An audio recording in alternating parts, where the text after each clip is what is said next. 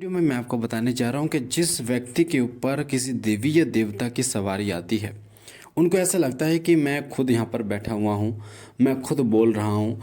उन्हें ऐसा लगता है कि वो तो हैं। वो जब सवारी आती है उनके ऊपर तो उनको होश रहता है, और जो वो बोलती है वो क्या बोलना होता है क्या नहीं बोलना होता है उनको समझ में नहीं आता। अब कोई पूछा लेना शुरू कर देता है तो उनको क्या बोलना चाहिए क्या नहीं बोलना चाहिए उनको समझ में नहीं आता, क्योंकि उनको ऐसा लगता है कि सवारी तो है पर मैं भी यहाँ पर हूँ, यानी मुझे भी होश होता है। तो क्या करें? ऐसा क्यों होता है कि आपको भी होश होता है और आपको क्या ऐसा बोलना चाहिए? तो वीडियो ध्यान से सुनना बारीकी से, और ख़ास तौर पर उन बच्चों के लिए वीडियो है जिनके ऊपर सवारी आती है, जिन्होंने गुरु धारण नहीं किया है या जिन्होंने गुरु धारण कर भी लिया है, उनके ऊपर ये विशेष वीडियो है।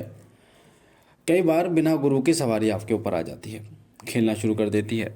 घर वाले जो हैं वो खुश हो जाते हैं कि हाँ सवारी आ रही है, सिर झुकाना शुरू कर देते हैं। और जिसके ऊपर सवारी आ रही है उसके अंदर भी एक बहुत अच्छी खुशी आ जाती है कि हाँ सवारी आ गई है। अब क्या करते हैं, घर वाले पूछना शुरू कर देते हैं, मेरे लड़का होगा या लड़की होगी, उसका एक्सीडेंट कैसे हो, यानी अपने बारे में बहुत सारी चीज़ें, क्योंकि घर की मुर्गी दाल बराबर। तो घर पे सवारी आ रही है तो वो सारी चीज़ें पूछना शुरू कर देते हैं। एक प्रश्न, दो प्रश्न, तीन प्रश्न पूछना शुरू कर देते हैं। अब जो बैठा व्यक्ति होता है जिसके ऊपर सवारी आ रही होती है उसको अपना होश रहता है, उसका अपने शरीर पर कंट्रोल नहीं रहता, पर उसको ये पता होता है कि ये क्या पूछ रहे हैं। अब वो सवारी जिसको आ रही है वो कुछ ना कुछ तो बोलेगा ही। जब सवारी आ रही है और पूछ रहे हो आप तो कुछ ना कुछ बोलेगा, फिर क्या होता है, वचन झूठे हो जाते हैं। माँ आपने तो ऐसे बोला था और ऐसा हुआ ही नहीं, इसका मतलब फिर वो डाउट करना शुरू कर देते हैं कि सवारी जो है वो देवता की नहीं है, ये देवी की नहीं है, ये सवारी किसी और की है। भक्तों पर जाते हैं और फिर भक्त उसकी शक्ति को उतार लेते हैं। ठीक है, इस तरीके की दिक्कतें आती हैं। तो सबसे पहली बात तो मैं आपको ये बता दूं कि जब भी सवारी आपके ऊपर आती है, आपका गुरु कोई नहीं है, आपने सेवा की, प्रसन्न होकर किसी दूत की सवारी, माता की सवारी, बाबा की सवारी आपके ऊपर आ गई, तो सबसे पहली बात यह है कि कभी उससे पूछा ना लें। नाम पूछिए, कहाँ से आई है, धाम पूछिए, खुश है नहीं है ये पूछिए, पर पूछा ना लें। पूछा का मतलब होता है कि आप उनसे पूछना शुरू कर दें, और फिर क्या आपके सहारे फिर और अन्य लोग भी आना शुरू हो जाते हैं, और फिर वचन झूठे होते हैं। है तो वो शक्ति, पर शक्ति के वचन झूठे होते हैं, क्योंकि उस समय पर एक तो गुरु धारणा नहीं होता उस व्यक्ति का, तो गुरु के वचन नहीं चलते। दूसरी बात, उस व्यक्ति की वाणी सिद्ध नहीं होती। जब तक वाणी सिद्ध नहीं होती और गुरु नहीं होता तब तक वचन झूठे होते हैं। ठीक है, अभी आप बहुत से दरबार देते हैं, देखते होंगे, बहुत सारे दरबार है, सवारी आती है, पूछा दी जाती है, और जो पूछा दी जाती है वो करेक्ट दी जाती है बिल्कुल। सामने वाला व्यक्ति बोलता है कि हाँ जी ऐसा ऐसा है। तो ऐसा क्यों है? क्योंकि जिस व्यक्ति के ऊपर सवारी आती है, पहली बात तो वो गद्दी जब भी लगाता है जब उसके पास गुरु होता है, यानी गुरुमुख होता है व्यक्ति, तभी गद्दी लगाने की सोचता है, होता है। ठीक है, क्योंकि गद्दी के नियम होते हैं। जब गद्दी लगाई जाती है तो गद्दी के नियम होते हैं, पवित्रता का नियम होता है, शक्तियों को चलाने का नियम होता है। गद्दी लगाने से पहले भोग दिया जाता है, अलग अलग देवताओं का भोग होता है जो गद्दी पर स्थापित होते हैं। गद्दी पर जो व्यक्ति बैठा हुआ है किसी प्रकार का, उसको कोई शक्ति नुकसान ना करे, या अन्य व्यक्तियों को कोई चीज़ जो है वो नुकसान ना करे, इन सभी चीज़ों का ध्यान रखते हुए गद्दी दी जाती है, और गद्दी के पूर्ण नियम होते हैं। ऐसा नहीं होता कि कोई भी बैठ गया गद्दी पे। तो अब गद्दी पे जब दी जाती है तो अगर आपके ऊपर सवारी आ गई और आपने पूछा लेनी शुरू कर दी तो दिक्कत ये होगी, वचन झूठे होंगे, फिर आपके बदनामी होगी, और आस पड़ोस वाले भी आने शुरू हो जाएंगे खेल कूद देख कर, फिर आपकी और ज़्यादा बदनामी होगी।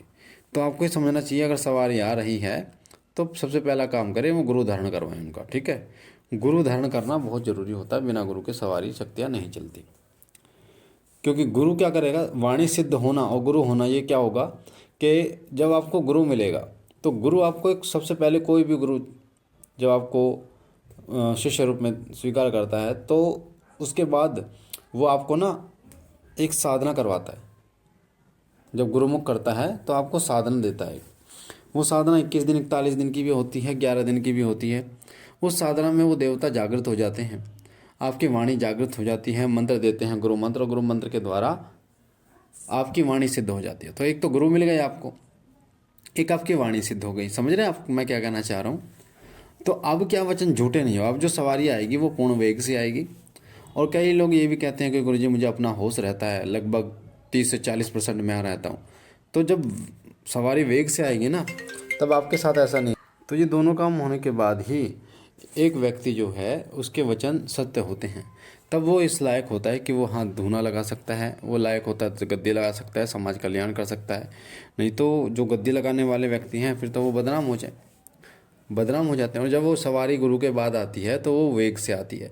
उस टाइम पर आपको 5 से 10% अपना होश रहता है।